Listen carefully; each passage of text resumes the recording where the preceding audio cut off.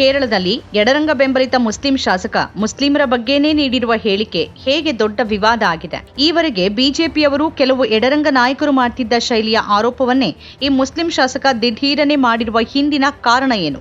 ನಿಜವಾಗಿಯೂ ಶಾಸಕ ಜಲೀಲ್ ಹೇಳಿದ ಹಾಗೆ ಇದೆಯಾ ಕೇರಳದ ಪರಿಸ್ಥಿತಿ?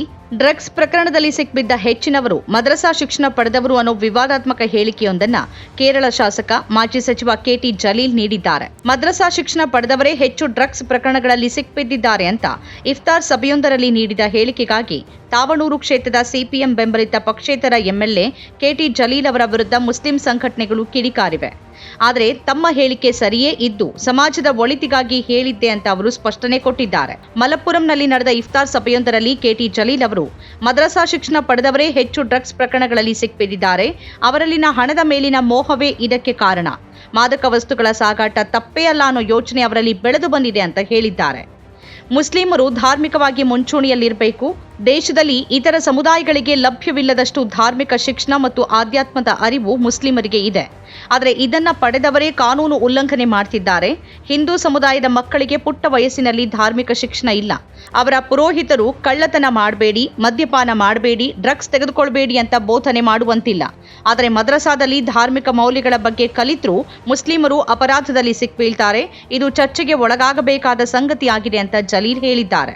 ಈ ಹೇಳಿಕೆಯ ವಿರುದ್ಧ ಮುಸ್ಲಿಂ ಸಂಘಟನೆಗಳು ತೀವ್ರ ಆಕ್ರೋಶ ವ್ಯಕ್ತಪಡಿಸಿವೆ. ಸಮಸ್ತ ಕೇರಳ ಜಮಾಯತುಲ್ಲಾ ಉಲಾಮಾ ಸೇರಿದಂತೆ ಹಲವಾರು ಮುಸ್ಲಿಂ ಸಂಘಟನೆಗಳು ಕಾನೂನು ಉಲ್ಲಂಘನೆಗೆ ಮತಧರ್ಮವನ್ನ ಬೆರೆಸಬಾರದು, ಇದರಿಂದ ಮತ ಧ್ರುವೀಕರಣಕ್ಕೆ ಕಾರಣವಾಗಬಹುದು ಅಂತ ಹೇಳಿದ್ದಾರೆ. ಸಮಸ್ತ ನಾಯಕ ಸತ್ತಾರ್ ಪಂತಲೂರು ಅವರು ಅಪರಾಧ ಅಂದರೆ ಅಪರಾಧ, ಅದನ್ನ ಮಾಡಿದ್ದು ಯಾರು ಅನ್ನೋದರ ಮೇಲೆ ಧಾರ್ಮಿಕ ಲೇಬಲ್ ಅಂಟಿಸೋದು ಸರಿಯಲ್ಲ, ಇದು ಮುಸ್ಲಿಮರ ವಿರುದ್ಧ ಹುಸಿ ಆರೋಪ ಅಂತ ಪ್ರತಿಕ್ರಿಯಿಸಿದ್ದಾರೆ. ಕೆಟಿ ಜಲೀಲ್ ಅವರ ಹೇಳಿಕೆ ಮುಸ್ಲಿಂ ಸಮುದಾಯದ ಅವಮಾನ ಅಂತಾನೂ, ಇದನ್ನ ಸಮಾಜವನ್ನ ವಿಭಜಿಸಲು ಮುಸ್ಲಿಮರನ್ನ ನಿಂದಿಸೋಕೆ ಪ್ರಯತ್ನಿಸೋರಿಗೆ ನೆರವಾಗಬಹುದು ಅಂತ ಹಲವು ಮುಸ್ಲಿಂ ಮುಖಂಡರು ಅಭಿಪ್ರಾಯಪಟ್ಟಿದ್ದಾರೆ. ಜಲೀಲ್ ತನ್ನ ಮಾತಿನ ಬಗ್ಗೆ ಸ್ಥಿರವಾಗಿ ನಿಂತಿದ್ದಾರೆ. ಈ ನಡುವೆ ಬಿಜೆಪಿ ನಾಯಕ ಪಿಸಿ ಜಾರ್ಜ್ ಬೆಂಬಲವೂ ಅವರಿಗೆ ಸಿಕ್ಕಿದೆ. ತೀವ್ರ ವಿರೋಧ ವ್ಯಕ್ತವಾಗಿದ್ದರೂ ಕೆಟಿ ಜಲೀಲ್ ತಮ್ಮ ಹೇಳಿಕೆಯಿಂದ ಹಿಂದೆ ಸರಿಯೋಕೆ ನಿರಾಕರಿಸಿದ್ದಾರೆ.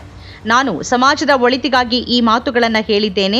ಮುಸ್ಲಿಂ ಕುಟುಂಬಗಳು ಮತ್ತು ಸಮುದಾಯದವರು ತಮ್ಮ ಸ್ವಂತ ದೋಷಗಳನ್ನು ಗುರುತಿಸಿಕೊಂಡು ತಿದ್ದುಕೊಂಡ್ರೆ ಇದು ಸಮಾಜಕ್ಕೆ ಒಳ್ಳೆಯದು ಅಂತ ಫೇಸ್ಬುಕ್ನಲ್ಲಿ ಜಲೀಲ್ ಸ್ಪಷ್ಟನೆ ನೀಡಿದ್ದಾರೆ. ಅಲ್ಲದೆ ಮಲಬಾರ್ ಪ್ರದೇಶದ ಕಳೆದ 6 ತಿಂಗಳ ಡ್ರಗ್ಸ್ ಪ್ರಕರಣಗಳ ವಿಶ್ಲೇಷಣೆಯಲ್ಲಿ ಬಂಧಿತರಲ್ಲಿ 61% ಮುಸ್ಲಿಂ ಹೆಸರುಗಳಿದ್ದು, ಅವರಲ್ಲಿ 99% ಮದ್ರಸಾ ಶಿಕ್ಷಣ ಪಡೆದವರಾಗಿದ್ರು ಅಂತ ಹೇಳಿ ತಮ್ಮ ಮಾತನ್ನ ಜಲೀಲ್ ಸಮರ್ಥಿಸಿಕೊಂಡಿದ್ದಾರೆ.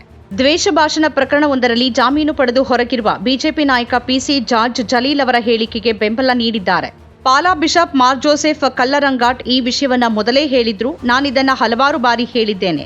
ನನ್ನ ವಿರುದ್ಧ ಮತ್ತು ಬಿಷಪ್ ವಿರುದ್ಧ ದೂರು ನೀಡಿದಂತೆ ಕೆಟಿ ಜಲೀಲ್ ಅವರ ವಿರುದ್ಧವೂ ವಿಪಕ್ಷ ನಾಯಕ ವಿಡಿ ಸತೀಶನ್, ಎಸ್ಡಿಪಿಐ, ಮುಸ್ಲಿಂ ಲೀಗ್ ದೂರನ್ನ ದಾಖಲಿಸ್ತಾರ ಅಂತ ಪಿಸಿ ಜಾರ್ಜ್ ಫೇಸ್ಬುಕ್ನಲ್ಲಿ ಸವಾಲು ಹಾಕಿದ್ದಾರೆ.